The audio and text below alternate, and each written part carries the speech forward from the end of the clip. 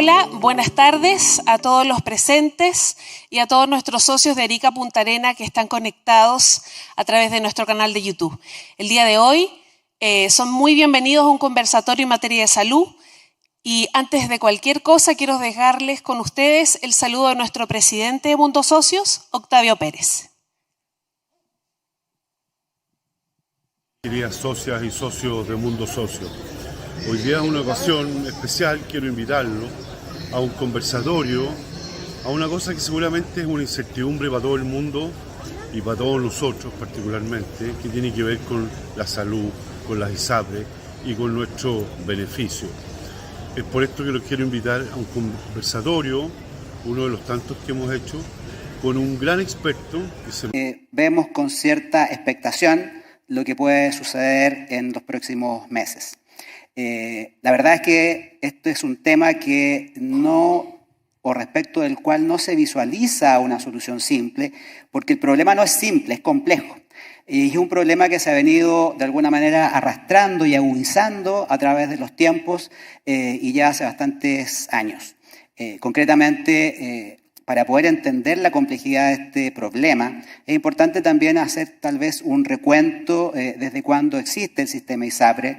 Vale la pena señalar de que el sistema de aseguramiento de salud privado en Chile viene desde el año 1980, ha sufrido diversas transformaciones a través del tiempo, mejoras sucesivas de su institucionalidad, pero aún así ha venido incubando ciertos problemas estructurales que son los que se han venido de alguna manera agudizando y nos están llevando en este momento a que el sistema ISAPRE es un paciente en estado crítico.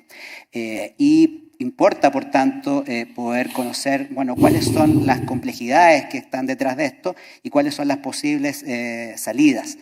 Y en tal sentido, queríamos compartir una mirada objetiva, lo más sistémica e integral posible, de cuáles son las razones que se asuntan o subyacen a esta crisis y cuáles son las alternativas que hoy día el sistema político finalmente tiene para poder dar una solución a la ciudadanía.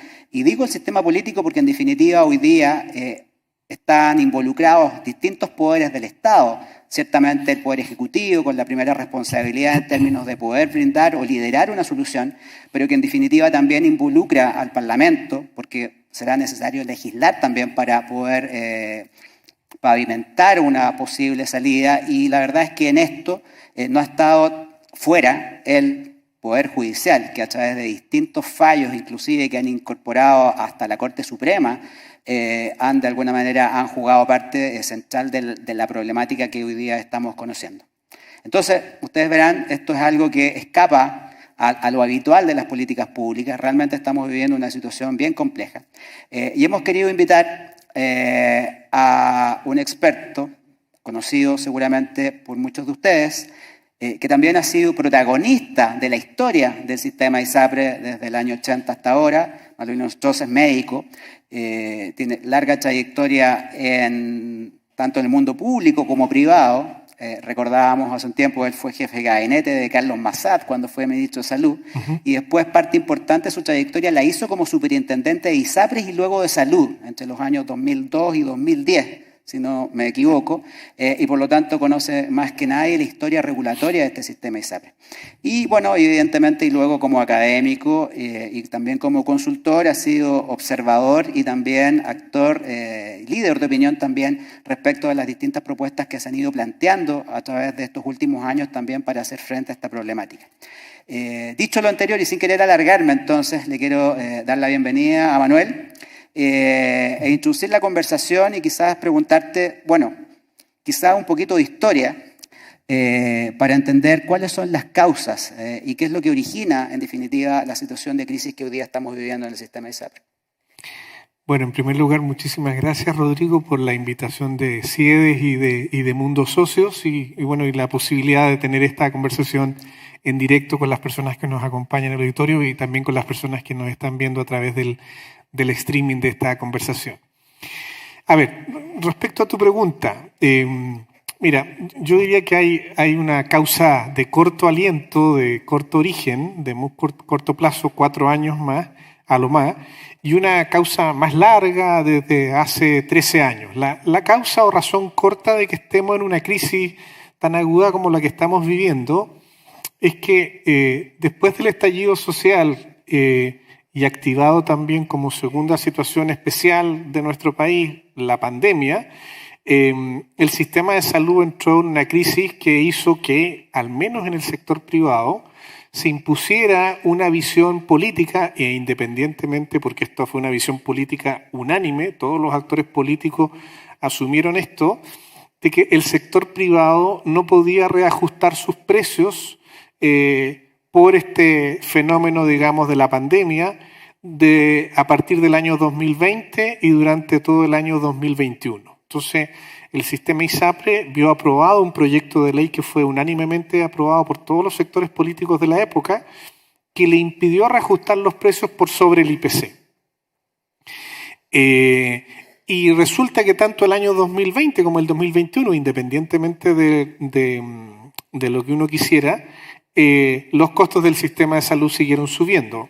Con excepción del año 2020, en que más allá de que las consultas y otros productos subieran de precio, pero la frecuencia de prestaciones bajó tanto que el sistema prácticamente no gastó. ¿Y por qué bajó tanto? Bueno, porque la gente dejó de ir a los hospitales, a las clínicas, ya sea por temor al contagio o porque era el llamado, ¿no es cierto?, a solo utilizar los sistemas de salud básicamente para atender los casos más graves de COVID que tuviésemos en ese momento. Entonces, el año 2020 tuvo un correlato de aumentos de precios de planes, porque efectivamente, de hecho, en el uso de las prestaciones, y de hecho ese año las ISAPRES tuvieron una significativa utilidad del orden de 82.000 millones de pesos de utilidad por esta mantención del ingreso y por no uso de manera tan significativa en el sistema de salud.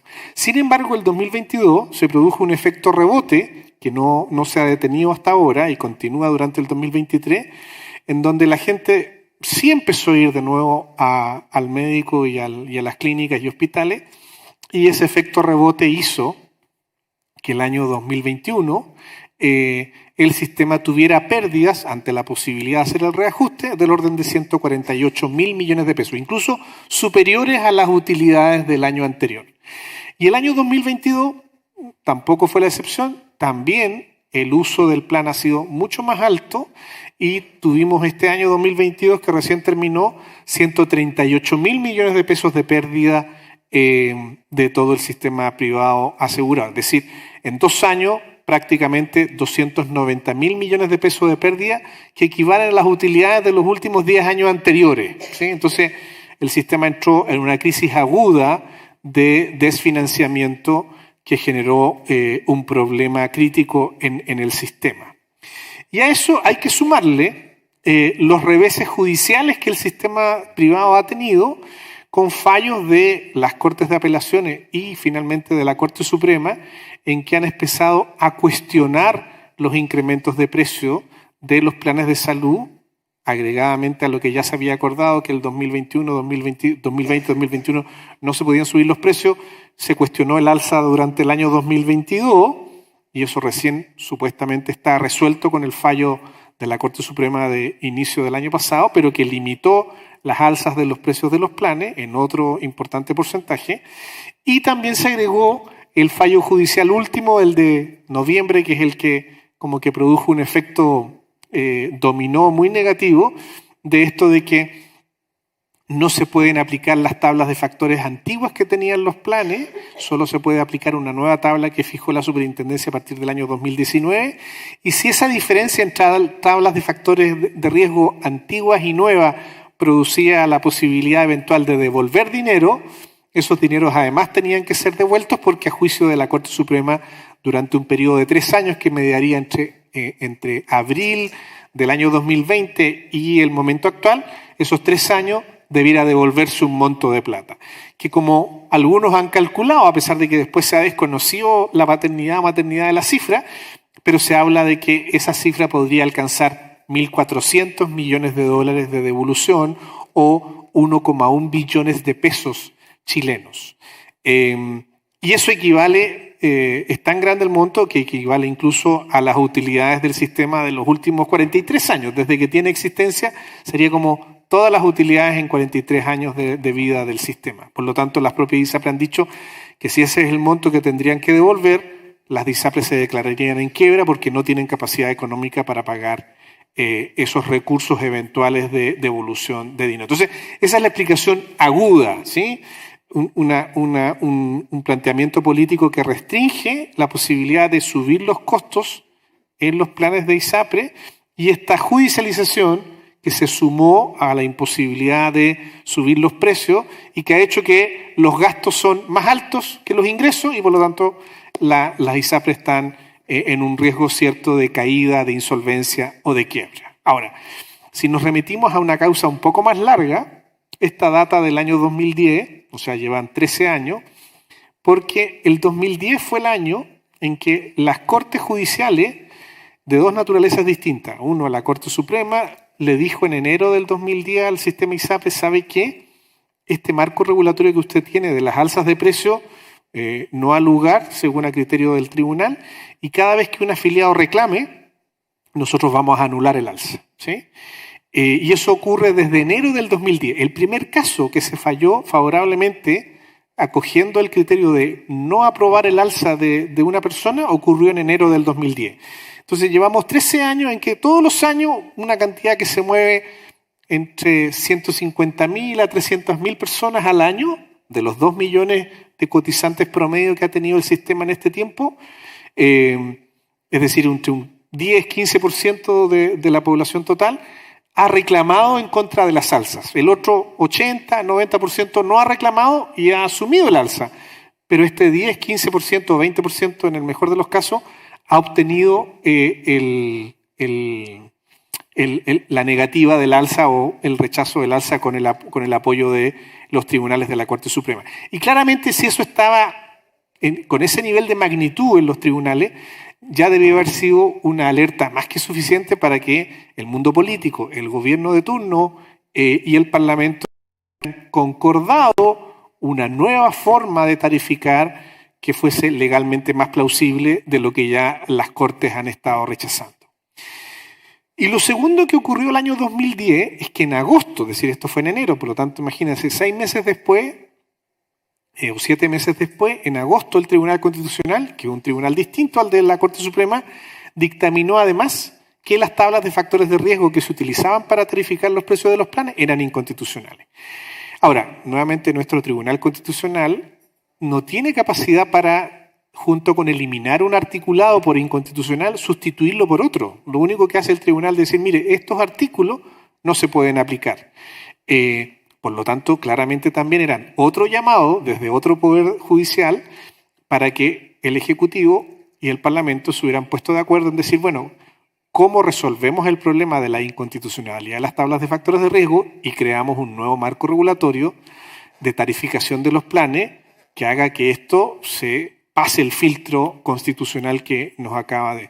Entonces, nuevamente pasaron 13 años en que distintos gobiernos han hecho distintas propuestas, pero que no han tenido el consenso político en el Parlamento para modificarla, y por lo tanto estos 13 años de judicialización llegaron a este punto de quiebre en donde la Corte Suprema está diciendo, y por eso que se le llaman supremazos, porque la Corte Suprema trata de, con estos fallos, decir ya, nosotros no vamos a seguir recibiendo todos los años 100.000, 200.000, 300.000 reclamos con este fallo que es como definitivo. Dado que el mundo político no lo ha resuelto por la vía legislativa, nosotros entonces estamos generando una solución que parece como definitiva.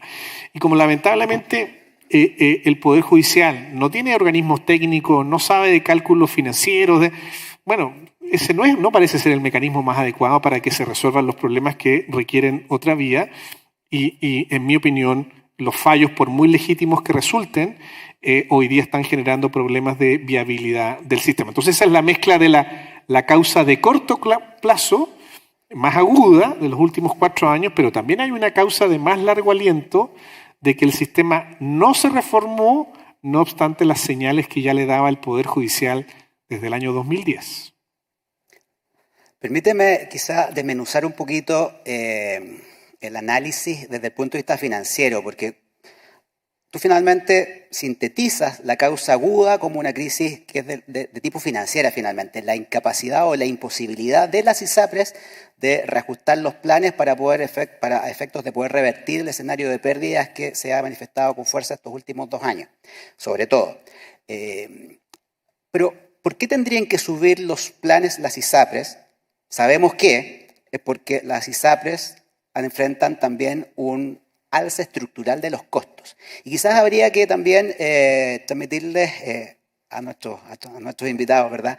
¿Qué origina ese aumento sostenido y estructural de los costos? Porque ahí uno habría que decir, por ejemplo, que los costos de las ISAPRES responden como aseguradores privados de salud a los costos de las prestaciones respecto a los cuales ellos contribuyen, a través de los copagos y los cofinanciamientos correspondientes, de acuerdo a los planes que cada persona tiene. Pero también están los costos vinculados al aumento sostenido en los gastos de licencias médicas, que hemos visto también que tienen un aumento por sobre lo normal. Y también hemos visto que los costos crecientes vinculados a la judicialización de estos casos también se han traducido en costos que son bastante significativos para la industria, que presionan y han presionado durante los últimos 10 años con mucha fuerza, al punto que finalmente nos enfrentamos a esta situación que es una crisis aguda de financiamiento, que no han sido posibles de ser ajustadas por precio. Y en definitiva, quizá profundizar un poquitito en esas causas de aumento de los costos y entender hasta qué punto son legítimas o no, o se podrían justificar o entender. Mira, respecto al tema de los costos, lo primero que hay que decir es que no hay ningún sistema de salud en el mundo que esté enfrentando la buena noticia de decir, mire, mis costos de salud disminuyen. No, todos los sistemas de salud en el mundo están enfrentando la mala noticia, porque es una mala noticia en el cierto sentido para todos los sistemas, de que los costos suben, ¿sí? Y las causas son diversas. Primero, hay un cambio de las enfermedades que están afectando a la población en esta etapa de desarrollo en la que nos estamos. El incremento de las enfermedades crónicas, la emergencia del cáncer. De hecho, Chile hasta hace un par de años atrás, la primera causa de muerte era por enfermedades cardiovasculares, fundamentalmente crónicas, diabetes, hipertensión, que gatillan toda una serie de patologías cardiovasculares. Pero hoy día, hace 2 años ya, la primera causa de muerte en realidad, desplazando a las cardiovasculares, es el cáncer. Entonces, esto quiere decir que está cambiando el perfil de que nos enfermamos y eso quiere decir que estamos lamentablemente comportándonos de manera poco preventiva, teniendo comportamientos o estilos de vida poco saludables, problemas de alimentación que tienen que ver con los estilos de vida y que están aumentando la demanda de prestaciones de salud por sobre la capacidad de oferta y de financiamiento que nuestro sistema está teniendo.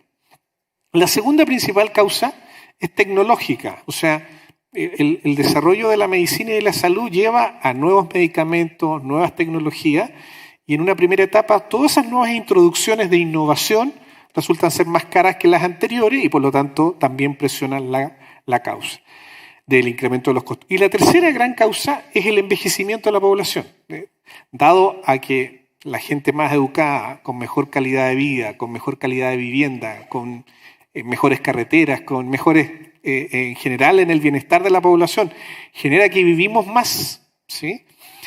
Al vivir más todos, tenemos que financiar los mayores costos que significa que las personas vivamos más, ¿sí? Estadísticamente ya se ha visto que las personas sobre 60 años gastan entre 3 a 4 veces más que el resto del grupo poblacional. Entonces, si tenemos más gente proporcionalmente por sobre los 60 años, ese envejecimiento hace que el sistema de salud sea más caro por ese solo hecho, ¿sí? Entonces, estas 3 causas, no solo a Chile, sino que al mundo entero lo están golpeando. Y el tema es, bueno, ¿cómo enfrentan? Y permíteme agregarle un par ahí que probablemente son muy desde lo intuitivo de la gente, que yo creo que también percibe como usuarios de salud, que muchas veces la práctica médica también te lleva de pronto a tener una mayor intensidad de uso de ciertos procedimientos y de ciertos exámenes muchas veces para diagnosticar o tomar decisiones, y también existe la legítima inquietud también de la gente en términos de cuántos de esos procedimientos y prácticas son de alguna manera inducidos también desde el mundo de los prestadores privados, que son también quienes finalmente se pagan tanto de las personas como de los seguros privados, como las ISAPRES, para financiar este tipo de actividad. Eso por un lado. Y por otro, también yo diría que los riesgos implícitos también en las decisiones de la práctica médica también hace de que los médicos muchas veces se cubran esos riesgos en términos de tomar decisiones con menor riesgo, como tú dices. Y lo otro también, hasta en qué medida entendemos la salud como un bien de consumo, ¿ah? Que en la medida que los países se desarrollan, aumentan los ingresos de las personas, la salud se estaría comportando como un bien normal, es decir, aquellos que aumentan su consumo cuando aumentan los niveles de ingresos. Entonces, y todo esto vinculado también a ciertos eventuales distorsiones de precios de mercado también en lo que dice relación con medicamentos y algo que conecta con otro mercado, que es el mercado también de las farmacéuticas, etcétera. Yo me atrevería a agregar esos elementos que yo creo que son intuitivos también, que la gente conversa en sus familias cuando se analiza el alza en los costos de salud. Bueno, entonces, complementando con lo que tú has dicho, entonces la reacción que tienen los sistemas de salud opera más o menos en 3 direcciones frente a estos desafíos. Uno, bueno, es aportando más recursos, obvio. O sea, mira, si esto nos está costando más, hagamos el esfuerzo de aportar más recursos a los sistemas de salud. Y de hecho, si nosotros observamos la tendencia de los últimos 30 años, el incremento promedio anual de los presupuestos de salud pública ha sido del orden del 7%. En promedio, 7,3%. O sea, todos los años, en los últimos 30 años en Chile, el ministro de Salud de la época puede decir que tiene el presupuesto de salud histórico más grande, porque cada año ha podido subir en promedio más presupuesto que el año anterior, y a una tasa del 7,3%. Real, o sea, por sobre IPC. Y en el sector privado, en el sector ISAPRE, está en torno al 4,75%. Es decir, incluso el incremento de los costos del sector público en promedio es más alto que en el caso del sector privado. Ahora, hace 30 años atrás, era tanta la diferencia que nosotros gastábamos por beneficiario en ISAPRE 2 veces lo que gastábamos en FONASA. O sea, si yo gastaba 100 en ISAPRE, en FONASA gastaba 50. ¿Sí? Sin embargo, con este diferencial promedio más favorable al sector público que al sector ISAPRE, nosotros en la Universidad Andrés Bello, en la que yo formo parte con un equipo, hicimos un informe que está publicado en la página web y lo pueden revisar mirando cómo evoluciona este gasto porcentual y per cápita. Ya el año 2021 el gasto en prestaciones médicas era un poquito más alta en FONASA que en ISAPRE por persona, ¿sí? O sea, prácticamente están igualados o un poquito más altos. Lo cual es bien a contrasentido común, porque la gente asume y dice que el sector privado ISAPRE gasta mucho más plata. Eso era hace 30 años atrás. Hoy día están igualados los per cápita de gasto en prestaciones médicas. Entonces, ambos sistemas han hecho un esfuerzo por gastar más. El sector público, un mayor esfuerzo por gastar más. Pero eso igual ha sido, a pesar del esfuerzo, insuficiente para hacerse cargo de la demanda que tenemos por las razones que yo describí. Por cambio epidemiológico, por envejecimiento y por cambio tecnológico, más las razones que además tú agregaste. Entonces, el segundo intento de los países es tratar de que el modelo sea más promocional y preventivo, ¿sí? Y ahí el gran pecado del sector privado chileno es que el sector privado chileno fue diseñado por su marco regulatorio sin atención primaria. Nosotros en el sector privado no tenemos médico de cabecera. El paciente pasa directamente al alto especialista y la gente se acostumbró a eso, ¿sí? Entonces, yo siempre pongo el ejemplo bien ridículo, pero es para graficarlo. O sea, yo me levanto el día a la mañana con un fuerte dolor en el dedo, ¿sí? Y me duele el dedo y tengo un dolor en el dedo. Y si estoy en ISAPRE, lo que pienso es si tengo que ir al neurólogo, si tengo que ir al traumatólogo o al psiquiatra, ¿sí? Puede ser las 3. Entonces, la pregunta es, y a mí siempre me oye, tengo este problema de salud, ¿qué especialista me recomiendas tú? ¿Sí? No están pensando en a qué médico debo ir a ver para que él me vea, me diagnostique y vea si esto es un problema de estrés, un problema, pero no es algo que requiera ir directamente a un especialista. Entonces, eso en el sector privado, hace que el sistema privado demande menos prestaciones, porque tener atención primaria puede significar demandar otro tipo de prestaciones que son más baratas y que nos vayamos al tiro a menos prestaciones pero más caras, ¿sí? Entonces, por eso que se produce una diferencia y probablemente en el sector público, que ya estamos gastando más per cápita, es porque tenemos un modelo más extendido, ¿sí? El problema del sector público es que en los hospitales la cosa funciona muy mal y tenemos enormes listas de espera y no se alcanza a resolver el problema. Pero en el sector privado nos vamos al tiro a esta falta de modelo más preventivo y promocional. Entonces, ahí hay algo que está fallando. Mira, tenemos la vacuna, llevamos un 34% de vacunación de la campaña de vacunación para la influencia y para la influenza y para la quinta de COVID. Entonces, claramente la gente ya se cansó de la vacuna, pero es un cambio conductual que obviamente lo que va a generar es que si viene un invierno con más virus, bueno, nos vamos a enfermar más, vamos a llenar más los servicios de urgencia y eventualmente vamos a tener algunos casos graves de influenza, sobre todo en adultos mayores, que incluso pueden llevar a la muerte, ¿sí? Entonces, hay un problema ahí. Y el tercer mecanismo, que es más complejo aún, es como todas las reformas de gestión que hay que hacer para que tanto los sistemas públicos como privados sean más eficientes, más productivos, para atender a esta población que está más demandante, pero a menores costos, ¿sí? Y ahí entra una serie de reformas o cosas que en Chile ha costado mucho introducir, sobre todo en el sector privado. Nosotros en el sector privado, por ejemplo, estamos acostumbrados a pagar lo que se llama pago por prestación prestada, la sigla en inglés famosa que todo el mundo, fee for service. O sea, ¿cuándo un gerente de una clínica está contento? No cuando los pacientes están sanos, sino que cuando está lleno de enfermos, porque tengo la clínica llena, dice el gerente de la clínica prestada, ¿no? Está llena, viene un invierno aterrador, así que estoy feliz con los números, ¿eh? Porque voy a estar lleno de hospitalizaciones y la clínica va a estar de bote a bote, ¿sí? Entonces, ¿por qué? Porque el mecanismo de pago del sistema de salud chileno en un 92% es fee for service, o sea, yo pago la salud por aquellas prestaciones que se demandan, ¿sí? En cambio, ya en todos los sistemas de salud en el mundo, incluso de los que eran más liberales como el de Estados Unidos, ya nadie paga fee for service, porque ya se vio que pagar fee for service es inflacionario en el gasto. O sea, cuando llega el gerente y dice, oye, compré una máquina, así que doctores, a pedir exámenes, ¿sí?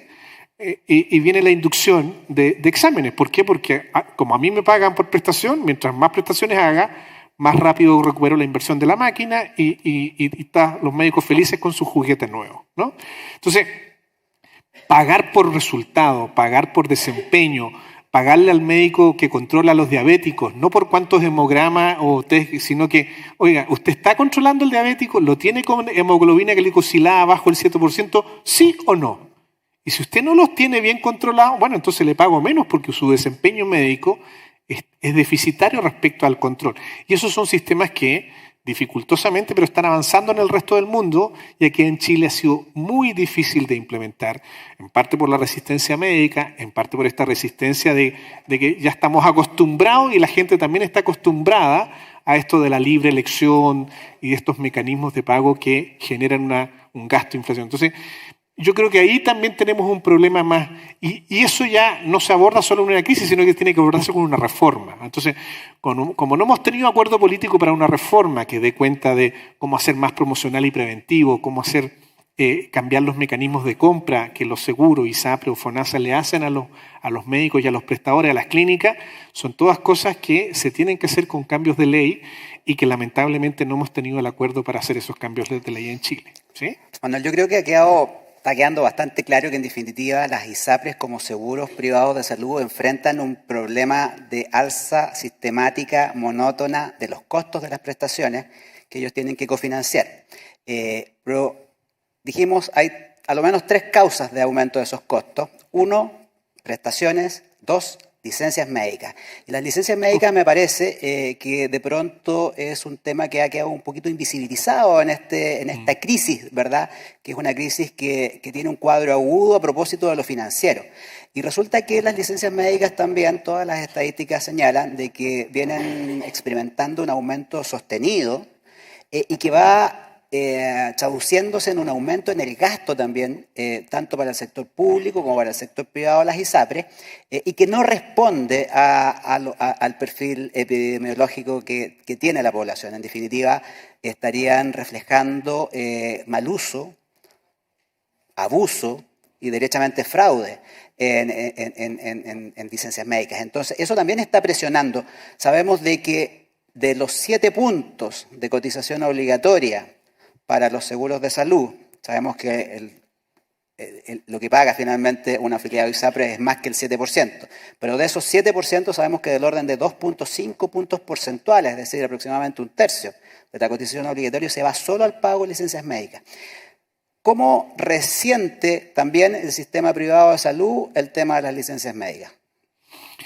Mira, es un tema que ha crecido en importancia también de manera muy significativa, pero yo voy a ir a una parte mucho más macro. Yo creo que en Chile estamos viviendo una crisis que está ligada a esta crisis política, institucional que vivimos y que estalló con lo que se ha denominado el estallido social, que ha generado una cultura, lamentablemente, de que instalada respecto a esta percepción o esta sensación de inequidad que hay en el país, respecto de que si otro hace algo indebido, yo también me permito hacer algo indebido, ¿sí? Entonces, culturalmente se empiezan a liberar moralmente de ciertos compromisos. ¿Y en qué se traduce? En la evasión del Transantiago para los que vivimos en la región metropolitana. La tasa de evasión del Transantiago es del 43%. ¿Sí? La gente que tapa sus patentes para no pagar el TAG, ¿sí? Porque no hay que pagar el TAG, ¿sí? Y me rebelo contra el cobro de los TAG. Y, para no seguir dando ejemplos, ¿no es cierto?, el uso y abuso de la licencia médica. Esta frase de que, oye, si tenía un problema laboral, si tenía algún problema de alguna otra naturaleza, tírate una licencia médica y con eso te tomáis unos días y no tenéis problema porque el sueldo te lo financia el FONASA o el ISAPRE. Y entonces tírate una licencia médica. Entonces eso se convirtió en algo culturalmente aceptado, ¿sí? Ahora, lamentablemente pagan justos con pecadores, porque en esto también hay personas que teniendo un cáncer también caen en el tema de la sospecha de si es verdad o no, si dependiendo del médico que lo emitió, etc. Pero claramente, solo para que ustedes tengan un orden de magnitud, el gasto en licencias médicas, el año 2010, cuando lo medimos en otro estudio a propósito de una reforma que se estaba proponiendo en esa época, pero que obviamente no prosperó, el gasto en licencias médicas representaba, respecto del 7%, tanto de FONASA como de ISAPRE, del orden del 22% del 7%. ¿Sí? Eso era como 1.6 puntos porcentuales del 7% de cotización. Y hoy día, datos del año 2021, digamos, los últimos oficiales conocidos, hasta ahora auditados y conocidos, están representando del orden del 50%, o sea, 3,5 puntos porcentuales del 7% de cotizaciones se van en licencia médica. O sea, y eso en el fondo te come recursos para prestaciones versus para el gasto en licencia médica.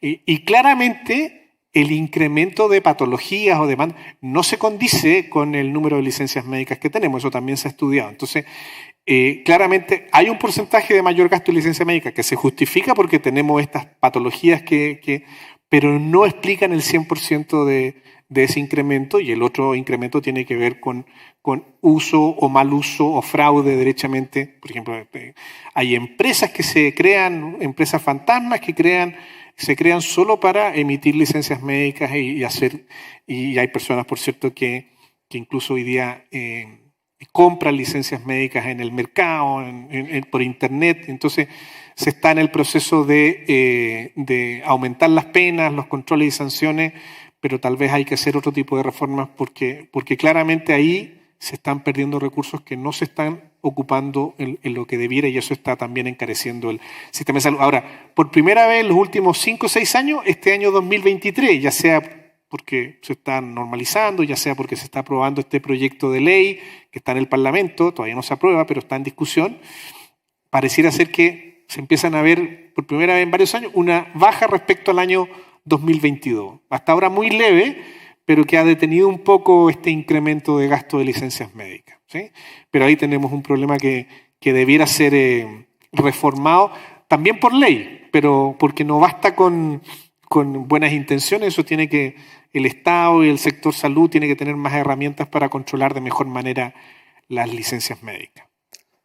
Yo no estoy defendiendo las ISAPRES ni mucho menos, pero importa señalar que las ISAPRES enfrentan... Incluso independientemente del sistema ISAPRE, por ejemplo, FONASA no es viable si no controla también este gasto de licencias médicas. Los seguros de salud enfrentan costos crecientes en Chile hoy día, producto del aumento en los costos de las prestaciones, por lo que nos ha explicado Manuel con bastante claridad, y también por el aumento en los costos de licencias médicas, no explicados por enfermedades, sino que explicados por mal uso, abuso y fraude del beneficio.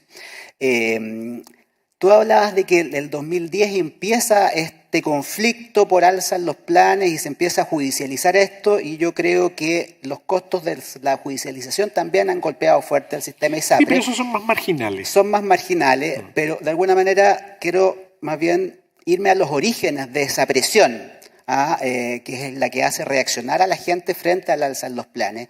Y también comentar de que en definitiva el sistema de aseguramiento privado se plantea como una alternativa al sistema público, y siempre se ha visto como un sistema que es capaz de ofrecer una prestación que es superior a la del sistema público en cierto modo, y que de alguna manera ha respondido también a los ciclos económicos. Es decir, cuando las personas tienen buenos empleos con mejores niveles de ingreso, por lo general la decisión es irse a un ISAPRE, y cuando pierden el empleo o pierden los niveles de ingresos vuelven a FONASA. Eso es lo que nosotros observamos y escuchamos que ocurre en la conversación cotidiana de los chilenos. Y ocurrió que el año 2008 hubo una crisis importante a nivel global, que impactó también en la economía a nivel local, hubo aumentos en la tasa de desempleo, etcétera, y tengo una hipótesis, que es que producto de ese impacto negativo en el mercado del trabajo hizo resentir los bolsillos de los chilenos, que a su vez fueron más sensibles a estas alzas en los planes de salud que estaban teniendo que aplicar las ISAPRES en su momento.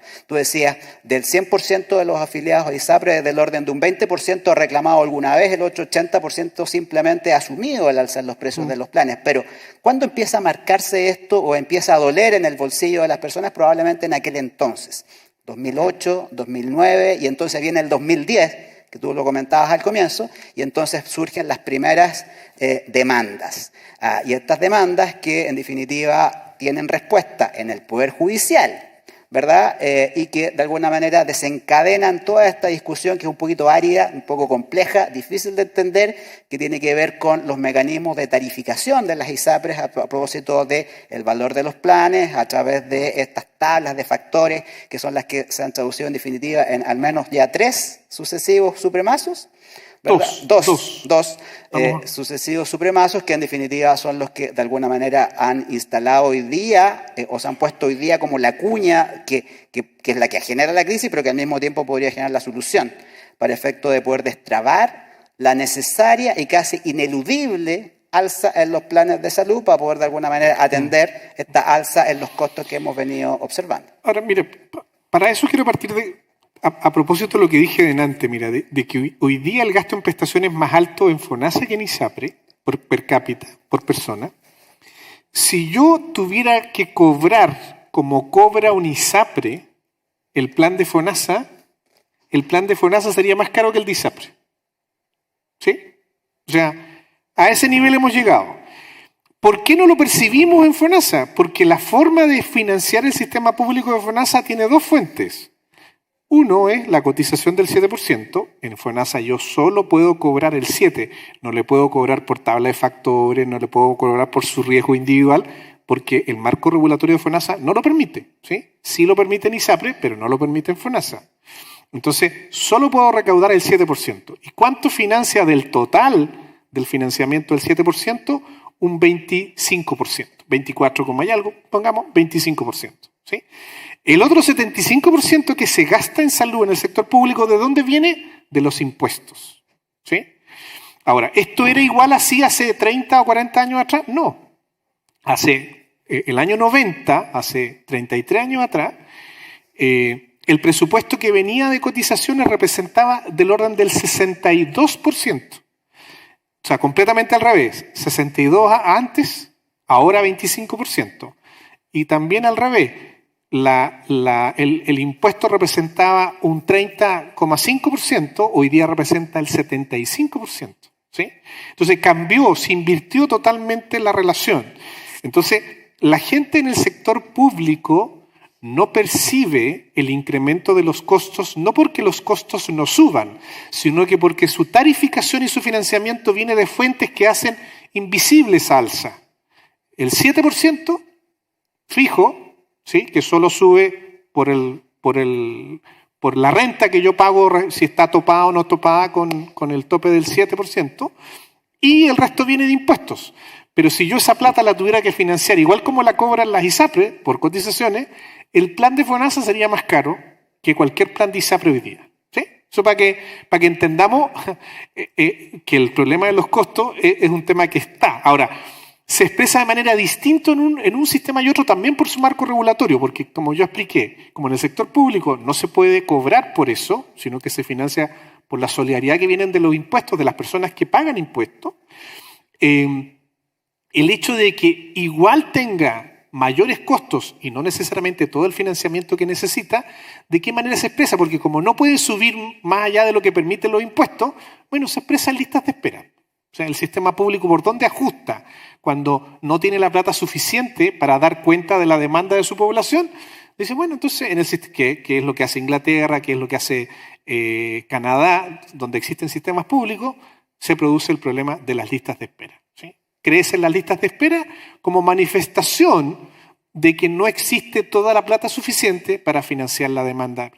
Y en el caso del sector privado eso no se permite porque supuestamente yo estoy pagando para no tener listas de espera. ¿Sí? Porque si no, no pagaría por un producto que me dice, sí, te voy a vender un seguro privado, pero la lista de espera es igual o peor que la del sector público. Eso no se va a vender. ¿Sí? Nadie lo va a querer comprar. Entonces, en el sector privado se cobra para no tener listas de espera. Y como tampoco está siendo capaz de contener los costos, por las razones que ya hemos explicado, los incrementos todos los años suben por sobre el IPC para no tener listas de espera. ¿Sí? Y la gente que no quiere pagarlo, lo judicializa. ¿Sí? Entonces, tenemos ese problema, digamos, instalado, y por eso es que es importante una reforma, tanto en el sector público como en el sector privado. ¿Eh? O sea, esto no va a cambiar solo porque un gobierno, sea cual sea el signo político, declare que, ahora porque yo soy gobierno, esto va a funcionar mejor. Hay que hacer reformas que son estructurales tanto en el mundo público como en el mundo privado para que podamos gestionar de mejor manera estos problemas que estamos teniendo en el sistema de salud.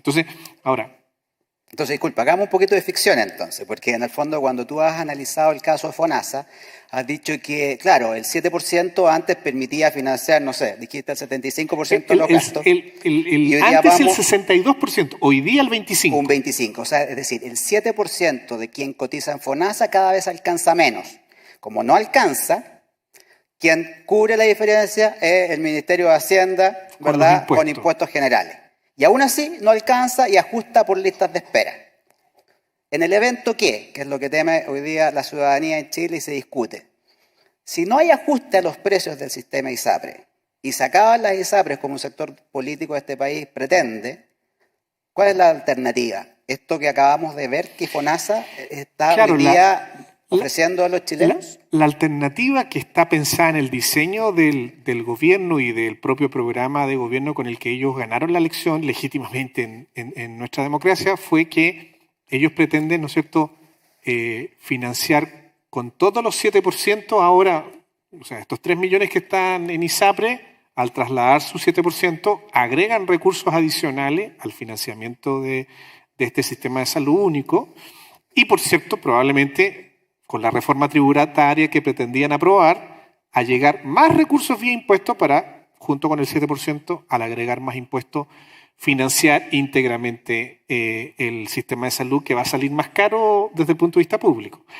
Ahora, el punto, por ejemplo, la reforma tributaria no está aprobada, entonces si no está aprobada la reforma tributaria, mal difícilmente van a poder llegar recursos adicionales. Y si solo tenemos el 7% no alcanza, porque de hecho los afiliados en ISAPRE no pagan en promedio el 7%. Para financiar estos mayores costos, en promedio los afiliados de ISAPRE pagan casi un 3% adicional, ¿sí? Ya sea porque se ven obligados a pagar más caro por su riesgo, por las tablas de factores, o porque quieren tener un plan con mayores beneficios que lo que le ofrece el 7% de su cotización obligatoria. Entonces, se da una cotización legal más una cotización adicional pactada, que se llama. Entonces, claramente el 7% no va a ser suficiente, ¿sí? Pero FONASA no puede recibir cotizaciones adicionales al 7%. No está legalmente permitido hacerlo, ¿sí? Y por eso que el gobierno, dentro de su diseño, está diciendo ya, entonces voy a tener seguros complementarios, ¿sí? Y la gente que quiera va a poder comprar un seguro complementario al 7% para tener acceso a una modalidad de cobertura complementaria. Pero primero que nada, eso tiene que ser aprobado por ley. Y esa ley, con el actual Parlamento, probablemente va a pasar un año antes que se apruebe, entre que se haga la licitación y se licite. Pero, y ese proyecto de ley no existe tampoco. Tampoco existe. Ya se ha dicho que se va a enviar ahora después de las elecciones del 7 de mayo. Entonces, para el cortísimo plazo, ¿sí? Si se produce esta crisis, no hay nada preparado, porque legalmente no hay nada que pueda resolver esta crisis. Entonces, y ahí los que hemos hablado de por qué evitar esta caída del sistema ISAPRE, porque en el corto plazo, como no hay nada preparado, lo que vamos a tener son puros eventos catastróficos desde el punto. Primer evento catastrófico, solo para partir señalando. Mire, normalmente en un plan de salud, pongamos en el mejor escenario, que es el escenario de las vacaciones, donde la gente se organiza para ir de vacaciones y para ir menos al doctor. El 10% de una cartera está haciendo uso de beneficios en salud. O sea, de diálisis, de operaciones, de 10% son 300.000 personas. O sea, si el sistema cae, yo voy a tener 300.000 personas, a lo menos, con alguna patología, con alguna prestación, que va a dejar de funcionar porque el plan se va a acabar. O sea, legalmente el plan desaparece y yo tengo que irme al FONASA. Y el FONASA no tiene ninguna facultad legal para decir, no, si usted está hospitalizado en la clínica X, en la UTI de la clínica X por una operación de hernia que se complicó, no se preocupe, quédese ahí tranquilo porque yo como FONASA voy a seguir manteniendo la misma cobertura que tenía su ISAPRE en esa clínica. Eso no lo puede hacer. O sea, esa persona automáticamente queda sin cobertura de salud porque está ahí hospitalizada, se acabó la ISAPRE, se acabó el plan y FONASA no le puede cubrir la diferencia. ¿Sí? O sea, FONASA solo le va a poder cubrir si es que, y el porcentaje mínimo que tenga establecido, si es que ese prestador tiene convenio con libre elección FONASA, pero ya sabemos que las cirugías y varias de esas cosas, si no están en un pago asociado diagnóstico, que es el PAD, tienen una cobertura promedio del 13-15%. Entonces, el FONASA... El llamado arancel FONASA. El arancel pequeño. FONASA, si es que le va a cubrir, ya pongámosle un 10% en promedio, ¿sí? De esa cirugía o de esa intervención. Y el resto lo va a tener que pagar de su bolsillo porque dejó de tener... Entonces, ese es un primer evento catastrófico. Y no para 5 personas, para 300.000 personas. Imagínate lo que eso significa para un gobierno que tiene varios frentes abiertos y que puede abrírsele ese solo frente. 1. 2. El segundo frente, mire, yo soy afiliado a un ISAPRE y tengo preexistencia en el transcurso de mi estadía en este ISAPRE. Entonces, ahora me traslado a FONASA y para tratar de mantener mi cobertura en prestadores privados, ya, yo quiero comprarme un seguro complementario de salud, que no tenía. ¿Sí? Como esa gente tiene preexistencia, los seguros complementarios funcionan con preexistencia. Entonces, si yo no tengo un seguro ya comprado de antes y me quiero recién comprar ahora, ante el cambio de mi condición de plan, no voy a poder comprar. Y según los datos de la propia superintendencia, 1.256.000 personas hoy día tienen preexistencia en el sistema ISAPRE, por edad o por diagnóstico médico. ¿Ah? Entonces, 1.250.000 personas, si es que no tienen seguros complementarios ya, la gran mayoría de esas personas no van a poder comprar seguro, aunque quieran comprar seguros complementarios, porque no van a poder, aunque cuesten 30, 40, lo que cueste, porque el sistema de seguros complementarios que hoy día tenemos en Chile funciona con preexistencia. ¿Sí? Perdón, y funciona sobre el supuesto de que hay una ISAPRE que paga algo y FONASA pagará menos. Exacto. Por lo tanto, no habrán seguros, compañías de seguros interesadas en ofrecer estos seguros complementarios. Eso es lo segundo que quiero decir. Entonces, lo primero es que esos seguros complementarios no van a estar disponibles para todos los que quieran. Y si estuvieran disponibles para los que puedan pagar, van a subir mucho de precio. ¿Por qué? Porque la ISAPRE paga en promedio el 69% de la cuenta total de los prestadores privados con los que tienen convenio las ISAPRE hoy día. ¿Sí? O sea, el 31% es copago, el 69% lo paga el ISAPRE. Esa es y por lo tanto, el seguro complementario para la gente que tiene ISAPRE opera sobre ese 31% que no le cubre la ISAPRE. y le rebaja el copago o le cubre medicamentos ambulatorios que no le cubre el plan o que no le cubre el GES. Entonces opera sobre ese 31%. ¿Sí?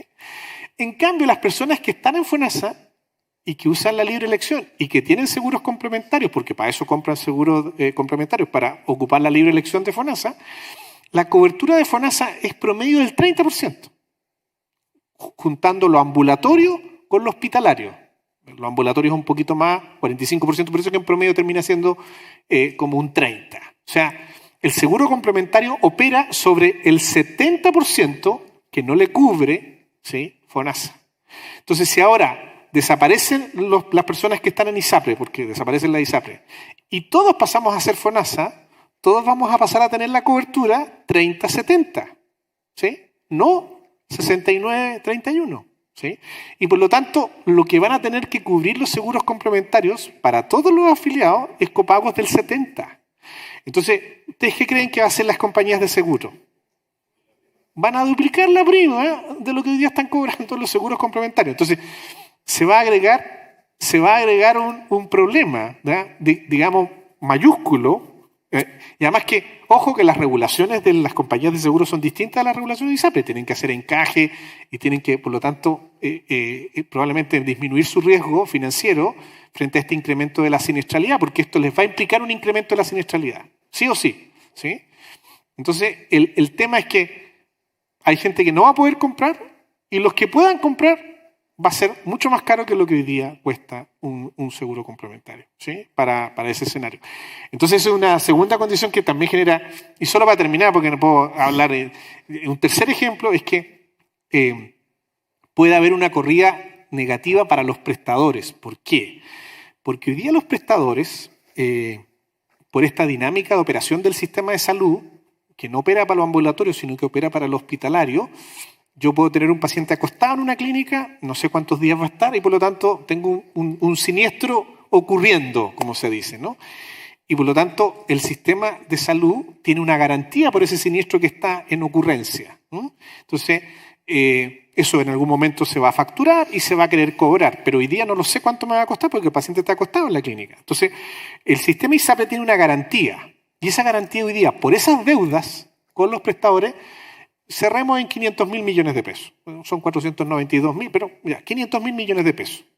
Entonces, eso es lo que está en garantía en platas que las ISAPRES tienen que invertir y que son fiscalizadas por la superintendencia para que haya seguridad de que todos esos pacientes que están en proceso de pago se les va a pagar a los prestadores por esa cirugía, exámenes, etc. ¿Ya? Si el fallo se aplica tal cual como el gobierno dice que quiere aplicar, que son 1.400 millones de dólares o 1,1 billones de pesos, o sea, que eso es 1.100.000 millones de pesos, ¿sí?, que equivale a 2,2 veces la deuda con los prestadores. Como esa deuda hasta ahora no existe, no tenía garantía. Entonces, si yo le doy existencia legal por la aplicación del fallo, ¿sí?, esa plata que es 2,2 veces para las personas, para los afiliados, se come los 500.000 millones de pesos de garantía de los prestadores. Y de hecho, se lo come de tal manera que como la prioridad número 1 de la garantía es de los afiliados y la número 2 de los prestadores, incluso este 1,1 billones de pesos le van a faltar 600.000 millones de pesos para pagar, porque comiéndose la plata de los prestadores va todavía a quedar una deuda impaga de 600.000 millones de pesos. Entonces, no le vamos a pagar el 100%, se le va a pagar el 42% de la deuda a los afiliados con esta garantía y los prestadores van a quedar en cero. O sea, si a alguna clínica la ISAPRE le debía 15.000 millones de pesos, la ISAPRE dice, mira, no tengo plata, estoy en quiebra, la garantía que había era la que había y se la llevó en un 42% el afiliado para su excedente y para ti te quedó cero. ¿Sí? Entonces, esos prestadores, ¿sí?, o van a quebrar algunos que no tengan espaldas financieras suficientes o van a tener que ajustar su planilla de sueldo de funcionarios, ¿sí? Porque van a tener que apretarse el cinturón porque estamos hablando de 500.000 millones de pesos de deuda con prestadores que están operando hoy día cotidianamente. Entonces, efectivamente, solo con esos 3 ejemplos les quiero decir que las consecuencias de dejar caer a la ISAPRE tiene efectos sanitarios en las personas, sociales, tiene efectos, digamos, en la posibilidad de resolver con el actual marco regulatorio la continuidad de beneficios, porque ya explicamos el tema de los seguros complementarios. Y tercero, además puede generar un efecto en cadena que va a afectar a otros actores del sistema privado, que también le va a rebotar, porque, por ejemplo, si yo hoy día soy de FONASA y utilizo la libre elección, la utilizo en prestadores privados, y esos prestadores privados desaparecen, eso va a repercutir en que voy a tener menos opciones de resolver mis problemas de salud y voy a tener que recurrir al mundo público, que ya está sobrecargado con listas de espera, y por lo tanto también las listas de espera probablemente en el sector público van a aumentar. Entonces, es un efecto sistémico muy negativo si es que realmente se deja caer el sistema. Entonces, esta es una cuestión, no el salvataje de los dueños de la ISAPRE, eso puede ser como una consecuencia si tú quieres, pero la principal razón de por qué resolver y dar una viabilidad razonable al sistema es porque no creo que sea bueno para ningún gobierno enfrentar una crisis con estos 3 ejemplos que yo he dado. ¿Sí? Y la alternativa que va quedando en quienes insisten en que esto de alguna manera ocurra es porque cree que FONASA todavía puede salvar los muebles. Y donde ahí yo me hago la pregunta y digo, bueno, si yo fuera director de FONASA, Manuel estaría preocupadísimo, estaría asustadísimo, y sin embargo me parece que el director de FONASA está tranquilo y contento.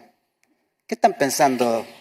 Bueno, ya expliqué un poco lo que FONASA quiere tratar de como solución, esta idea de una modalidad de cobertura complementaria y que recibir el 7% y poder crear un seguro complementario, pero que nuevamente requiere una ley que no se ha aprobado todavía y que ni siquiera todavía se presenta al Parlamento.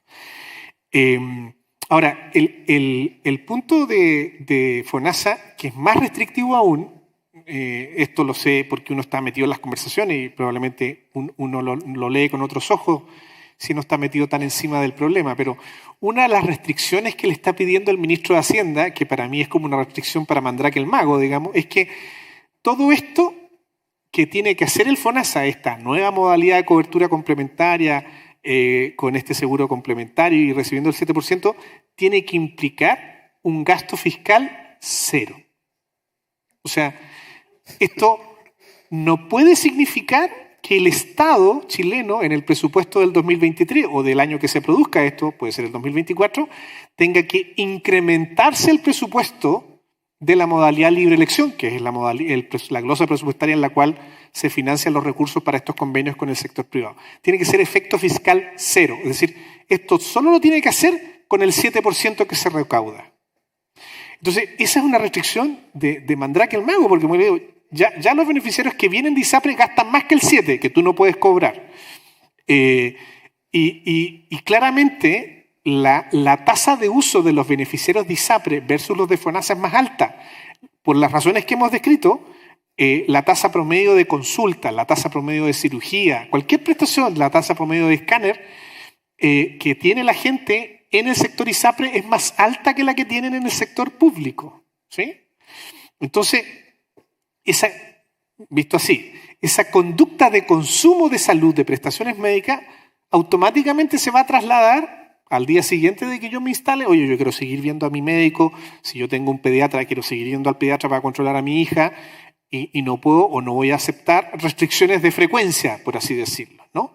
Entonces, si las tasas de uso y todo esto que he señalado tienden a ser más altas, obviamente, y eso es lo que hoy día en una nota dice la ministra Camila Vallejo, dice, mire, ya tenemos acuerdo en el proyecto de ley y el Ministerio de Hacienda solo está haciendo una última revisión de un tema específico. ¿Ah?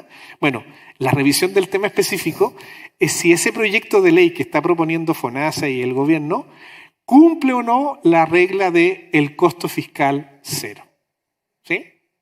De hecho, hace 2 días el Comité Fiscal Independiente Autónomo, ¿no?, le acaba de hacer una observación al Ministerio de Hacienda respecto de si ha calculado el efecto fiscal de la nueva ley para el sistema ISAPRE, porque ellos consideran, como expertos autónomos independientes, que sí va a tener un efecto fiscal de mayor gasto. Eso es lo único que dice este comité de expertos que tiene y que fue al Congreso a exponer hace 2 días sus aprehensiones. Entonces, ya alguien le está diciendo, oye, esta cuestión no va a ser costo 0, calcule cuánto le va a implicar de mayor gasto, porque eso usted tiene que preverlo como riesgo financiero contable del Estado. No puede hacerse el loco con esa con ese riesgo que si se acaba el sistema ISAPRE, va a haber un efecto fiscal. Entonces, si no cumple con esa regla, el proyecto tampoco puede ser presentado, ¿eh? Porque Hacienda ha puesto esa restricción. Entonces, yo veo que yo estaría más preocupado si fuera director de FONASA, pero yo lo veo es curioso. impávido, si dijera.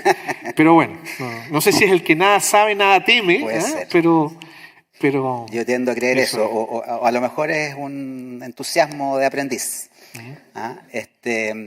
Pero todo esto que tú acabas de describir como escenarios catastróficos, todos se podrían materializar en la medida de que efectivamente hay que ejecutar este fallo, ¿verdad? Y este fallo que alguien dimensionó en estos 1.400 millones de dólares, que de pronto también, y desde el propio ministerio, alguien dijo después que eran solo 140 millones de dólares. Entonces llama la atención también cómo estas cifras cambian de un rato para otro. Entendemos que desde el ministerio, en particular la ministra, ha querido impulsar algunas medidas orientadas a lo que algunos también en el gobierno han dicho, parece ser que es el perdonazo a las ISAPRES, y lo han querido interpretar de esa manera. No sabemos qué, pero en definitiva sabemos de que hay un conflicto también al interior del gobierno respecto de que si efectivamente se va a avanzar en aquello o no. Todo indica que si prevalece el sentido común, dado que el escenario proyectado es catastrófico, como tú lo acabas de describir, debería hacerse algo para que todo esto no ocurra.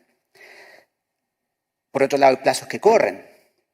Entiendo que el plazo que la Suprema ha establecido al gobierno para que el gobierno y la superintendencia establezcan una salida administrativa para esto vence el 30 de mayo. Exacto.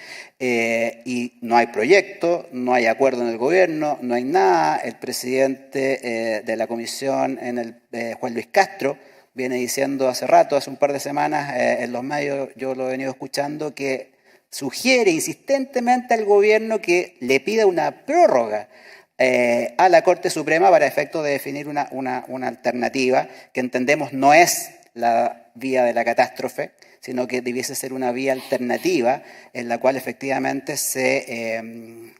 imagino que alguien estará calculando una cifra distinta de los 1.400 millones de dólares, que quizás no va a ser los 140, será una cifra intermedia, pero alguna fórmula para salir de esta situación. ¿Qué sabes tú? ¿Tienes alguna información privilegiada respecto de que se esté fraguando algo que permita una salida a esta crisis en las próximas 3 semanas, por decirlo de alguna manera? Mira, de la información que uno maneja es que todos estos trascendidos públicos de disputa entre la ministra y el superintendente y el director de FONASA, Camilo Cid. Y el segundo piso de la moneda. Y Miguel Crispi, el segundo piso, son ciertos. O sea, la ministra, con el apoyo del ministro de Hacienda, por lo que hemos dicho, no quiere que el sistema de ISAPRES caiga por los efectos catastróficos que esto tiene y están buscando una solución. Y por eso que eso la llevó a proponer esta solución de, mira, encontró que había respaldo jurídico para decir que eran 140 y no 1.400. Sacarle un cero. Pero los sectores que no quieren que esa sea una solución, sino que el sistema caiga, le dijeron que no. Entonces, hoy día van ganando los que quieren que el sistema caiga en relación al intento de la ministra que no quiere que caiga el sistema por lo que hemos conversado. Entonces, ahora, el punto es que igual, si ustedes se dan cuenta, el gobierno lo chutó para después de las elecciones, porque dijeron, mire, si nosotros decimos A, B o C, cualquier cosa, va a tener una interpretación política que va a agitar las aguas a puertas de menos de 2 semanas de una próxima elección. Entonces, para no especular, digamos, respecto de si la opción A, B o C, a quién favorece, quién va a gritar más fuerte, si va a favorecer a ciertos candidatos o a otros candidatos, mejor despejémoslo y chutiémoslo para después del 7 de mayo. Entonces, eso dijeron que la solución, si es que hay una solución, la van a plantear a partir del 8 de mayo. Ahora, lo que eso abre también es un análisis bien político, y por eso que esto en realidad se convirtió ya en un problema político. No técnico ni jurídico, sino que político. ¿Por qué? Porque ponte tú que, estoy inventando, yo creo que el gobierno, si pierde estrepitosamente la elección de los próximos convencionales constituyentes, probablemente va a proponer algo que hubiera sido distinto a si gana victoriosamente la elección, digamos, del próximo 7 de mayo. O sea, probablemente lo que envíen finalmente también va a depender un poco del resultado, ¿sí? Si ellos salen fortalecidos, en una de esas tiran algo que fortalece políticamente al gobierno, porque van a interpretar que, en cambio, si la derrota es muy profunda y muy significativa, se dan cuenta que eso va a limitar las posibilidades de liderazgo del gobierno y del presidente y por lo tanto se allanen a una solución. Trato de mirarlo con ojo optimista en el sentido de que las encuestas indican hasta ahora que el gobierno va a perder la elección y no que la va a ganar, ¿eh? Y que eso podría posibilitar el hecho de que, pero bueno, eso son encuestas, hay que ver el resultado de la elección. Entonces, sí. Pero por lo menos ha quedado ahí a que el gobierno lo posterga y dependiendo del resultado, digamos, electoral, puede ajustar la propuesta, ¿eh? Ahora, lo que sí yo sé es que la ministra está muy contrariada y no me extrañaría que si no se logra una solución que ella comparta, aprovechando el cambio de gabinete que probablemente va a ocurrir después de un resultado electoral, ella incluso no continúe porque yo sé que está muy, muy contrariada y no le ha gustado para nada, porque imagínate, ella claramente no ha filtrado nada a la prensa, pero ella tiene sospechas directas de que sus detractores se han filtrado porque la imagen ha quedado que a la ministra quedó como que le dieron un portazo, no la apoyaron. En fin, entonces todo eso ha perjudicado su imagen de liderazgo más que... Por eso yo sé que está muy contraria, no he conversado con ella, pero por personas que están cercanas, que está muy molesta y se siente, digamos, poco respaldada por el gobierno. Y si me permites una reflexión también más amplia, al final todo es político, porque la agenda política en general del gobierno está bloqueada en relación a las elecciones del 7 de mayo. La discusión sobre la reforma tributaria, la reforma de pensiones, e incluso los proyectos de sexto retiro de fondos provisionales están todos aplazados para el resultado de esa elección. Y en esa elección, por lo tanto, yo creo que hoy día se juega mucho más que simplemente los constituyentes o consejeros, no me recuerdo cuál es el nombre actual. Consejeros constitucionales. Consejeros constitucionales, se juega mucho más que eso, ¿eh? Se juega un poco cuál es el peso político que el gobierno realmente va a tener para seguir impulsando su agenda original o derechamente va a tener que ajustarse o acomodar sus propuestas a cuestiones que tengan viabilidad política, de lo contrario no se va a poder avanzar y las piedras calientes como esta, que es la crisis del sistema ISAPRE, puedan encontrar una solución más equilibrada y que le permita dar continuidad a los chilenos. Sobre lo otro que tú me dijiste, nosotros como Universidad Andrés Bello y también en otro espacio que hemos creado con los ex superintendentes, nosotros... bueno, tú lo comentaste, yo fui superintendente en el periodo 2003-2010, para ser más exactos, fueron 7 años, pero nos coordinamos con otros 6 superintendentes en otros periodos de tiempo y en otros gobiernos de distintos signos y presidente o presidenta, y entonces nos juntamos estos 7 superintendentes y también estamos como dispuestos a colaborar y estamos reflexionando sobre alguna fórmula con sustento técnico y jurídico que permita calcular una cifra distinta a los 1.400 y distinta a los 140, que tenga fundamento como para que no sea así como algo sacado de un sombrero, digamos, sino que tenga cierto fundamento técnico-jurídico y decir, mire, son, cierto invento, 283 millones, 200...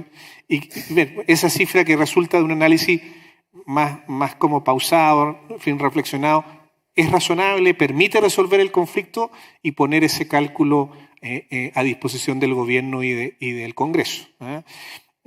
Lamentablemente lo hemos tenido que trabajar así de mutuo propio porque hasta ahora el gobierno no nos había pescado esa disposición. Nosotros le dijimos, utiliza a esta mesa de ex superintendentes para que te hagamos una propuesta, invítanos a una comisión. No nos invitaron, pero igual dijimos ya, la vamos a trabajar igual, la estamos trabajando para callado y cuando tengamos un resultado ya sólido la vamos a dar a conocer y entregar al Parlamento para que tal vez sea algún mecanismo que ayude a buscar una vía de solución. Manuel, en el cierre, porque estamos en el tiempo, bueno, yo creo que hemos podido compartir, y gracias a tu análisis, que en definitiva, claro, la situación aguda crítica hoy día del sistema es financiera, en cierto modo, por aumentos sostenidos en los costos por múltiples motivos, por la imposibilidad de las ISAPRES de seguir reajustando sus planes de ISAPRE. No profundizamos mucho en la tarificación, en las tablas de factores, pero en definitiva hay fallos, en definitiva los supremazos, dos, que han impedido que eso ocurra. El gobierno... O han limitado las alzas en toda su magnitud. De alguna manera, y el gobierno y la superintendencia en el tiempo han sido ineficaces en proponer alternativas que permitan, por lo tanto, establecer un esquema de tarificación que se haga cargo o que permita un equilibrio financiero o algo que haga sostenible financieramente el modelo de aseguramiento. Perdona, y una cosa a propósito de tu análisis político. Yo aquí las culpas políticas son bien compartidas por una cosa bien simple. Hasta el año... Después del 2010, cuando estalló este inicio de que se veía venir un conflicto a mediano o largo plazo, la ISAPRE 2010 hasta el 2014 igual supusieron a los cambios y no quisieron hacer cambios, ¿sí? No. A pesar de que se les plantearon, yo fui parte de la comisión presidencial en el gobierno de Piñera I y logramos una postura de mayoría. En la comisión éramos 13, 9 estuvimos de acuerdo en una postura y 4 estuvieron de acuerdo en una postura distinta a minoría, pero los 9 le proponíamos al presidente Piñera una reforma estructural bastante radical al sistema ISAPRE para hacerlo viable. Y la ISAPRE, el representante de la ISAPRE que estaba en la comisión estuvo en el grupo de los 4 y no en el grupo de los 9, ¿sí? Así de claro. Entonces, hasta el 2014 la ISAPRE hicieron todo por no queremos reformas estructurales. Pero el 2014, en una comisión distinta, bajo Bachelet I, Camilo Cid lideró una comisión y ahí la ISAPRE se allanaron a lo que en el 2010 habíamos propuesto nosotros. Pero ahí la izquierda, que ya estaba instalada como en el gobierno Bachelet y que veía venir hacia este gobierno que resultó ahora, y se instaló diciendo, miren, no, ya es tarde, nosotros ya no queremos reformar a la ISAPRE y transformarlas en entidades de privado, sino que nosotros queremos, nuestro planteamiento es hacerlas desaparecer, ¿sí? Y que las ISAPRES migren a seguros complementarios. Entonces, las razones del desacuerdo son bien compartidas. La ISAPRE en una primera etapa no querían reforma, después cuando quisieron ya era tarde. Antes la izquierda era parte de buscar una reforma en la ISAPRE y cuando le dijeron, ya, bueno, hagamos esa reforma, no, ahora ya no quiero esa reforma, quiero otra. Entonces, eso es lo que ocurrió políticamente y por eso es que hoy día no hemos tenido acuerdo. Eso era también que era importante aclararlo, creo yo. Y me cuelgo también de ese mismo punto para decir de que eso mismo pasó en el debate previsional respecto a la propuesta FP estatal. Cuando se propuso la idea de FP estatal, la industria negó la posibilidad de FP estatal y años después aparece como una alternativa súper válida, súper viable para darle legitimidad o sostenibilidad al modelo de FP. Pero volviendo a nuestro tema de las ISAPRE, finalmente entonces llegamos a un momento en que hay una industria, el sistema de aseguramiento privado, cuyos costos suben. Hay una imposibilidad legal con fallos de la Corte Suprema que impiden reajustar los precios y que en definitiva hoy día nos tienen en un zapato chino cuya solución ya escapa lo técnico y está en el plano de lo político.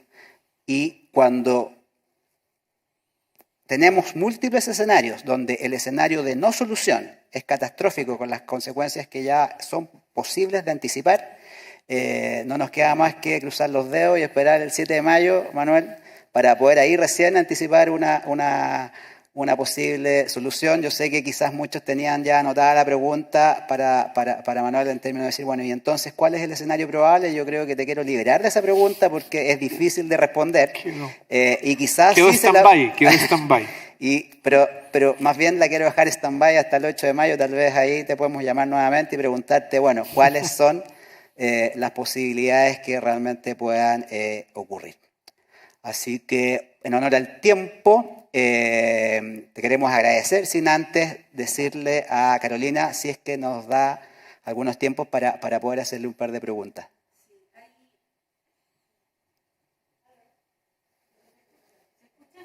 ¿Se escucha? Hay una pregunta de nuestro socio Hernán González Rivera que dice así, ¿es posible hacer una encuesta a los afiliados a las ISAPRE? Ahí voy a repetirla. Nuestro socio don Hernán González Rivera nos pregunta, ¿es posible hacer una encuesta a los afiliados a ISAPRE para saber si prefieren o no la devolución de estos dineros o mantener el sistema? Bueno, sí, algunos yo he leído ya 2 o 3 cartas al director que gente que ha planteado esta tesis, ¿no? Que incluso lo propone. Yo estaría dispuesto, dice, sería bueno que le preguntaran a la gente que si la disyuntiva es que me devuelvan algo versus la desaparición del sistema, yo prefiero mantener el sistema y que no me devuelvan nada. Claro, el problema es cómo hacer esa consulta. En realidad nosotros no tenemos una práctica, digamos, de ese tipo de consulta y no sé si los distintos actores están dispuestos a escuchar ese mandato.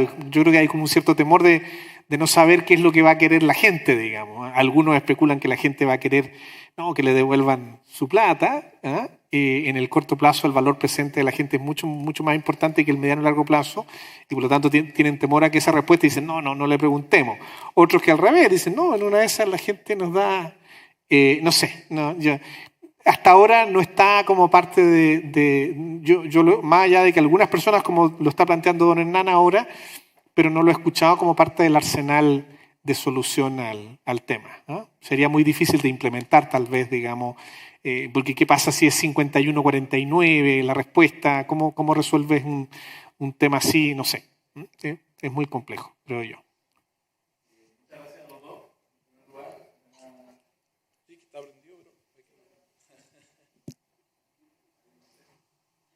Sí, ahí sí. Ahí sí.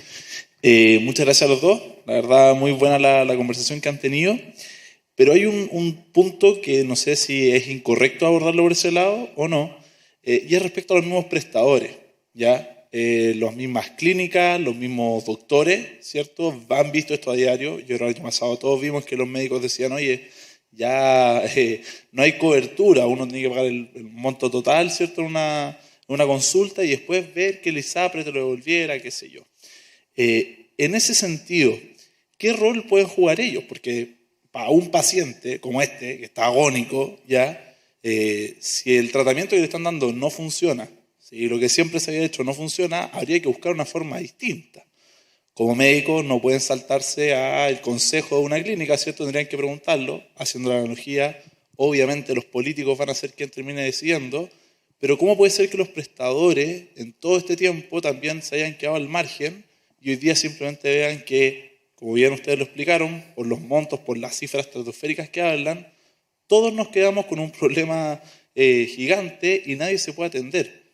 ¿Qué rol juegan ellos en esto?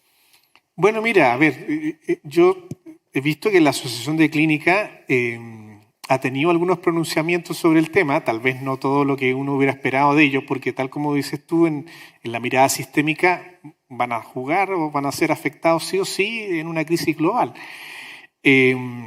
Ahora, la reacción que están teniendo todos los prestadores sistemáticamente para disminuir el riesgo de incobrabilidad, digamos, frente a lo que yo he descrito, porque imagínate tú, si la deuda que está operando va a quedar en cero, ¿qué es lo que hace un prestador para disminuir el riesgo? Es matar el convenio. O sea, digo, págame al contado, yo te doy cómodas cuotas, tarjeta de crédito con 12 cuotas sin interés, distintas fórmulas, buscarán, no sé, pero págame el 100% del valor de la prestación y tú anda a ver el reembolso con tu seguro, con tu ISAPRE. Y eso es lo que se ha ido produciendo y eso se va a acrecentar. Se va a acrecentar cada vez más. Incluso si el problema se sigue chuteando, porque ponte tú que el gobierno envía un proyecto, no se aprueba y esto tiene un plazo de 1 año o 2 años más de solución. Durante ese tiempo, este problema, si hoy día afecta al 20, al 30% de los convenios, de aquí a un par de años va a terminar afectando al 90% de los convenios, ¿sí? Entonces, el plan de ISAPRE va a ser cada vez más inservible. O sea, la pregunta que uno se va a hacer es, ¿para qué pago todos los meses por una cotización legal y adicional por un plan que no me funciona? Porque para estar pagando... O del cual tengo un alto grado de incertidumbre. Claro, para estar pagando todo al contado, digamos, no tiene sentido tener este plan de ISAPRE. Entonces, eso también es un factor que si se acrecienta, puede ser factor de caída del sistema igual, porque eso en el fondo puede que no sea sostenible, ¿te das cuenta? Entonces, ahora, las clínicas, por lo tanto, tienen que ser parte de la solución o estar en las mesas de conversación. han intentado, el gobierno no los ha pescado mucho, porque como te digo, el gobierno hasta ahora no ha querido reconocer. Recuerden ustedes, mire, yo he sido un actor en todos estos meses, pero cuando la crisis recién partió al mes, estos diagnósticos estaban ya planteados, estos diagnósticos que son catastróficos. Y la ministra decía, no, si no va a pasar nada, no, si no va a pasar nada, esto no. Ahora públicamente dice que sí va a pasar y por eso que está buscando una solución. Entonces, ha habido igual una evolución política en esto. Digamos, al comienzo se desconoció la crisis y ahora se aceptó. Entonces, los prestadores recién han estado incorporándose a las mesas de conversación. Pero yo no sé, como te digo, yo veo que el gobierno mayoritariamente en el sector salud está más por decir, no, estos problemas no van a ocurrir. O sea, cuando yo converso con ciertos actores, no, esto es una laraca de ustedes, no, yo no creo que va a ser así, pero bueno, pero dame argumentos porque yo creo, no creo, yo pienso, no me sirve a mí. O sea, dime tú qué crees tú, en qué te basas para decir que esto no va a ocurrir. No, es mi tincano más. O sea, yo creo que esto no va a generarse problemas. Entonces yo creo que lo que tú señalas, los prestadores, en la medida que el problema se prolonga en su solución, van a ver la manera de disminuir los riesgos de incobrabilidad y eso va, de alguna manera, gatillar la crisis del sistema también. Entonces, el sistema también puede caer por eso y por esa razón, por ejemplo, los bancos pueden no querer renovar las boletas de garantía. O sea, hay varios factores externos que hacen que esto no dure mucho más tiempo en el statu quo tampoco. Ese sería mi... Ok. Manuel, muchas gracias. Perdón, ahí hay una... El caballero está, mira. Perdón. ¿Está prendido? Sí. Agradecerle su estupenda exposición, aterradora ciertamente, porque de lo que usted nos ha descrito da la impresión de que esto no tiene solución, definitivamente. Una ley corta puede chutear por algún periodo muy acotado el tema, pero el fondo de lo que usted nos ha planteado, el 25% de financiamiento con el 7%, ya da una pauta de catástrofe. Así que creo que es un panorama extraordinariamente oscuro. Por mera curiosidad, ¿hubo ocasión de que personas como usted u otras tan calificadas como usted les pusieran lo que usted nos acaba de plantear a la Corte Suprema? No. ¿O a la Comisión de Salud del Senado y de la Cámara? No. Mire, a la Corte Suprema no. Lamentablemente la Corte Suprema funciona con un celo que es muy complejo, creo yo. O sea, amparado en esto de la separación de funciones, ellos no admiten en sus deliberaciones internas digamos, opiniones de expertos. Ellos solo se remiten a las opiniones de los organismos reguladores. Yo sé que le pidieron informe a la superintendencia, pero ellos no aceptan reuniones de expertos porque parece que son muy celosos de que eso pudiese como verse visto como una influencia indebida en los fallos judiciales. En el Congreso sí es posible, porque eso está regulado, a ti te invitan como académico o en otros casos a otras personas como lobista. A mí me invitaron como académico de la universidad y por lo tanto escuchan tus posturas. Y yo he ido al Congreso a la Comisión de Salud de la Cámara, a la del Senado, a la de Constitución, que también está viendo otro proyecto, y esto que les he descrito a ustedes, se los he descrito con peras y manzanas. Y yo, por eso que yo veo que el Congreso puede estar más receptivo de buscar una solución de lo que el propio gobierno con su conflicto interno es capaz de proponer. Sus dos almas malignas.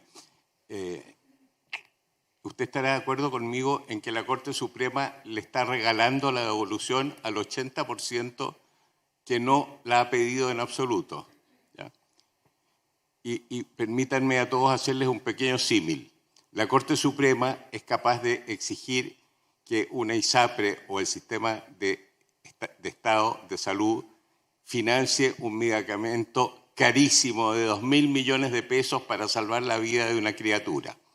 Es horrible, lamentable la pérdida y la pena de esos padres de la criatura, pero esos 2.000 millones de pesos le pueden salvar la vida probablemente a unos 200 pacientes de diálisis u otra cosa semejante. Entonces, en todo este tema prima la emocionalidad y la ignorancia. y eso nos lleva en un rumbo de catástrofe. Disculpen el análisis tan pesimista.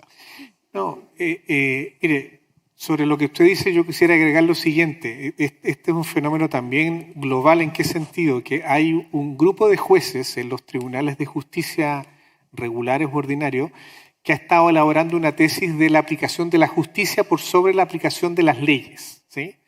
Entonces, esa es una tesis que es bien compleja. ¿Por qué? Porque normalmente el ordenamiento jurídico que tienen los países es que, bueno, hay un poder ejecutivo con un poder legislativo que son los que hacen las leyes y esa potestad no está en el Poder Judicial. La potestad del Poder Judicial es resolver las diferencias de interpretación que puedan existir, pero de las leyes vigentes.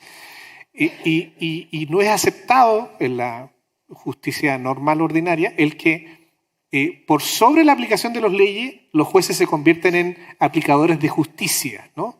Porque ¿quién controlaría a los jueces entonces? ¿Quién les da a ellos el patrimonio de qué es lo que es justo y lo que es injusto? Entonces, pero lamentablemente eso que yo describo, hay varios jueces en el mundo que han elaborado esa tesis y eso ha hecho que algunos jueces que han ganado importancia en las Cortes Supremas de los respectivos países estén haciendo fallos que van contra las leyes por el espíritu de... Entonces, el ministro Sergio Muñoz, que fue presidente de la Corte Suprema, ya no lo es, pero sigue siendo miembro de la Corte Suprema, e integra la tercera sala de la Corte Suprema, es el ministro que en Chile ha liderado esa tesis y lo ha hecho no solo en salud, sino que en medio ambiente y en otros, en donde los jueces de la Corte Suprema están para impartir justicia, aún pasándose por encima de las leyes vigentes. Porque si las leyes son malas y no nos gustan, bueno, tenemos que cambiarlas. Pero ¿quién le da la potestad a un juez para decir que por sobre esa ley, buena o mala, él va a imponer la justicia? Eso es lo complejo. Entonces, estamos ahí frente a un dilema que lamentablemente no está resolviéndose bien en Chile y probablemente tampoco se ha resuelto bien en otros países, digamos, donde esta tesis está imperando. Eso quería agregar al planteamiento que usted ha hecho. María Isabel. ¿Ahora sí? ¿Me escucha? Gracias, Manuel. Gracias, Rodrigo. Como nosotros hoy día conocemos la ISAPRE y por todo lo que nos ha explicado Manuel, ese formato o ese tipo de sistema no puede seguir funcionando así, ¿no es cierto? Porque ya se cometió el error y me imagino que todos los actores ahora ya saben que eso no puede ser. Entonces, el formato ISAPRE o el sistema ISAPRE, como lo conocemos nosotros, no puede seguir así y va a tener que tener una transformación de cirugía mayor. ¿Cómo crees tú que va a ser ese sistema? Porque yo estoy pensando que sí, que va a pasar algo bueno, digamos. Entonces...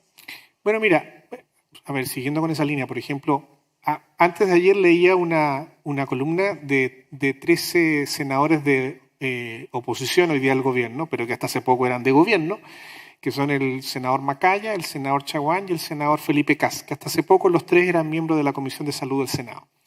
Y ellos decían que junto con una fórmula de solución a la crisis, había que enviar modificaciones al proyecto de ley de funcionamiento del sistema ISAPRE con algunas características. Ellos describen características que yo hoy día comparto, pero que ellos hace un tiempo atrás tampoco compartían, pero que bueno que escribieron la columna diciendo que la comparten.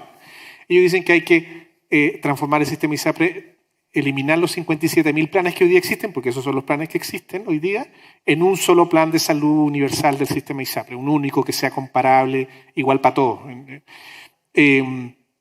Que se tenga que crear un fondo de compensación de riesgo. Cuando se crea un fondo de compensación de riesgo en torno a un plan de salud universal, eso quiere decir que las ISAPRES pueden cobrar distintos, o estas nuevas entidades que se creen, pueden cobrar distintos precios en su relación con sus prestadores, pero a todos les tienen que cobrar lo mismo y al hacer comparable se hace un fondo de compensación de riesgo que evita las preexistencias, la cautividad y elimina las tablas de factores de riesgo porque la tarificación pasa a ser plana, como se dice. O sea, por ejemplo, puede haber una nueva entidad de seguridad social privada y diga ya, yo tengo convenio con la Clínica Las Condes y este plan universal lo voy a vender a 200 lucas.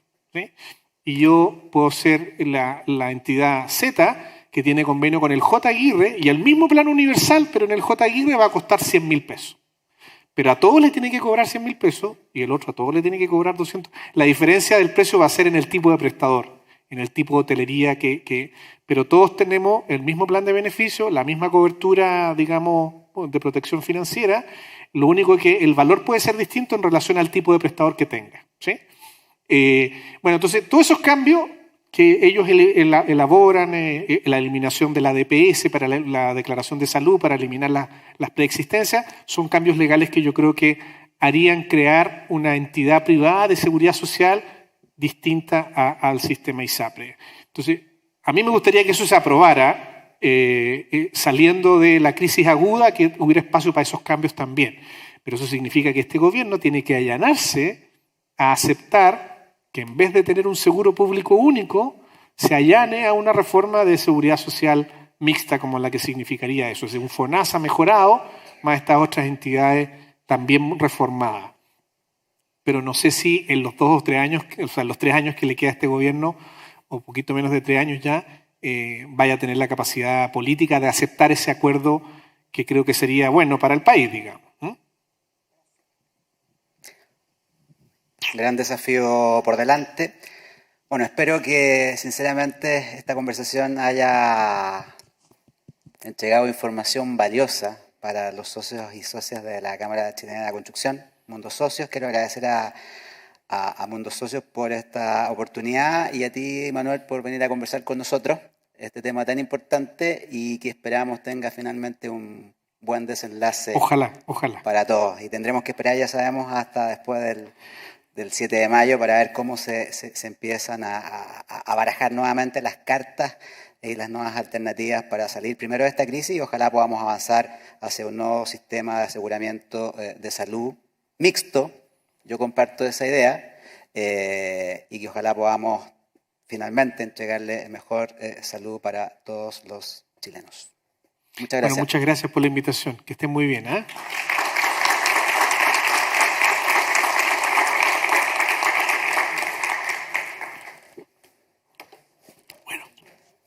Gracias. No, está bien.